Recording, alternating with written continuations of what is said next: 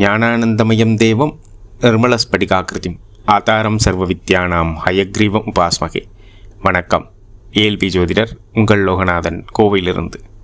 அட்சய இலக்கண பத்தை ஜோதிட முறையில் இந்த வீடியோவில் நம்ம பார்க்கக்கூடிய நிகழ்வானது, பொதுவாக எல்லோரும் ஒரு நல்ல நிகழ்வு செய்யணும் அப்படின்னா என்ன பார்ப்பாங்க, ஒரு நல்ல நாளை பார்த்து பண்ணணும் அப்படின்ற ஒரு புரிதல் இருக்குது. இது நம்மளே கூட நம்மளுடைய தனிப்பட்ட வாழ்க்கையில் எல்லோரும் பயன்படுத்தியிருப்போம்.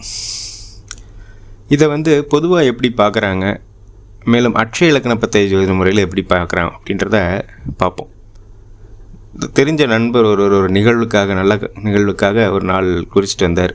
சார், எனக்கு இந்த நாளில் சொல்லியிருந்தாங்க சார், இந்த விஷயம் பண்ணுங்க அப்படின்ற மாதிரி அப்படின்னு.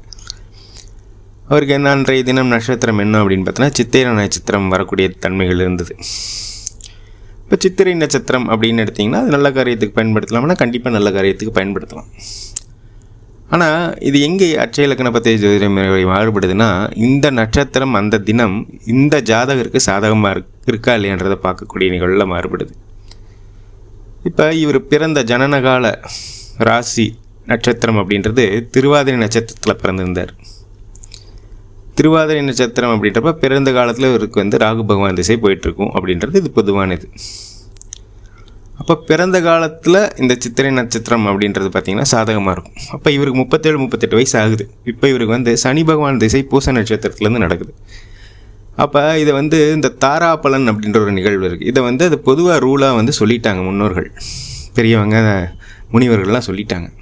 அவங்க ஒரு பேட்டர்னாக தான் சொல்ல முடியும். இதை எடுத்து நம்ம எப்படி பயன்படுத்துறது அப்படின்ற விஷயத்தில் தான் அட்சய இலக்கண பத்ததி மாறுபடுது. எப்பயுமே அட்சய இலக்கண பத்ததி எப்போ இந்த காலத்தில் உனக்கு என்ன போயிட்டுருக்கு அதை வச்சு நீங்கள் பார்த்தீங்கன்னா சாதகமாக இருக்குமா அப்படின்னா அதுதான் சாதகமாக இருக்குன்றது அட்சய இலக்கண பத்ததியோட விளக்கம். இப்போ இவருக்கு பூச நட்சத்திரம் போயிட்டுருக்கு. இந்த பூச நட்சத்திரத்தில் பயணிக்கிற காலத்தில் அந்த இடத்த தான் அட்சய ராசி அப்படின்றது குறிப்போம். அப்போ அந்த பூச நட்சத்திரத்தில் இவருக்கு பயணிக்கிறாரு. அந்த இடத்துக்கு இந்த சித்திரை நட்சத்திரத்தை அந்த நாளை குறிக்கலாமான்னா கண்டிப்பாக குறிக்கக்கூடாது. இந்த இடத்துல தான் மாறுபடுது. ஏன் குறிக்கக்கூடாதுன்னா, திருவாதிரை நட்சத்திரத்தில் பிறந்திருந்தாலும் அதுக்கு இந்த செவ்வாய் பகவான் அந்த சித்திரை நட்சத்திரம் அப்படின்றது அதிமித்திர தாரையாக இருக்கும். இப்போ இங்கே பூச நட்சத்திரத்துலேருந்து பார்த்திங்கன்னா அது வதை தாரையாகிடும். அப்போ இந்த காலத்தில் அந்த நட்சத்திரம் நல்லதாக இருக்குது, ஆனால் இவருக்கு அது பயன்படுத்தக்கூடிய தன்மையில் இல்லைன்னு புரிஞ்சு வேறு நிகழ்வு வேறு இடத்துல தான் அதை குறிக்கணும். இதை தான் இந்த இடத்துல தான் அட்சய இலக்கண பத்தை ஜோதிட முறை வேறு இடத்துல நிற்கிது. ஏன்னா அவங்க எதுவுமே மாற்றலை. அட்சய இலக்கண பத்தை ஜோதிட முறை இந்த காலகட்டத்தில் என்ன பயணிச்சுட்டு இருக்கோம், அதுக்கு எது சாதகமாக இருக்கும் அப்படின்னு பார்த்தீங்கன்னா கரெக்டாக இருக்கும். இதை எப்படி சொல்லலாம் அப்படின்னா, நம்ம பார்க்குறோம் sir, NH road, highway road 6 lane போட்டு சூப்பராக இருக்குது சார், இதில் போகலாம் சார் அப்படிங்கிறோம். இந்த ரோட்டில் போனால் நம்ம ஊர் வருமானது தான் ஃபஸ்ட்டு பார்க்கணும். நம்ம ஊருக்கு வேறு ரோட்டில் போகிற மாதிரி இருக்கும். ஆனால் இந்த ரோடு நல்லா இருக்குன்றக்காக நம்ம போய் பயன்படுத்த முடியாது. இதே நிகழ்வு தான் சித்திரை நட்சத்திரம் நல்ல நட்சத்திரம் தான், இந்த ஜாதகருக்கு அது பயன்படுமா அப்படின்றத யோசிக்கணும்.